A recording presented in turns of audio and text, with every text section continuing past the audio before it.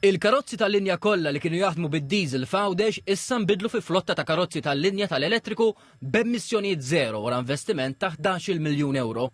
It-tħabbira saret waqt it-tnedija ta' charging depot il-ġdid tal-karozzi elettriċi f'Taxħajma Għawdex li fih se jkunu jistgħu jiġu ċċarġjati l-karozzi tal-linja matul il-lejl. Il-Ministru għal Għawdex Clint Camilleri qal li dan huwa l-akbar investiment li qatt sar fit-trasport pubbliku f'Għawdex. Fissru bħala pass eqreb lejn lan ambizzjuż li Għawdex jikseb neutralità fil-karbonju. Żied li din il-qalba mistennija twassal għal emissjonijiet aktar baxxi, arja aktar nadifa u toroq aktar kwieti fil-lokalitajiet Għawċin. Il-kap eżekuttiv ta' Transport Malta, Kert Farrugia, qal li l-elettrifikazzjoni tal-flotta turi kif is-sostenibilità u l-progress għandhom jimxu id fit.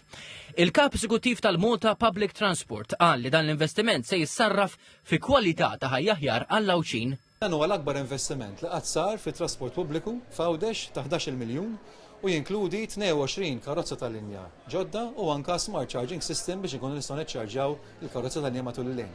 Dan ifisser li ħajkun hemm emissjonijiet ta' xejn, inqas storbju, inqas ħsejjes. Intant il-Ministru Camilleri ħabbar ukoll li mill-31 ta' Mejju ir-rotot 302 u 303 ser jibdew iservu l-faċilità ta' Xħajma fi triqithom lejn u mir-Rabat Għawdex.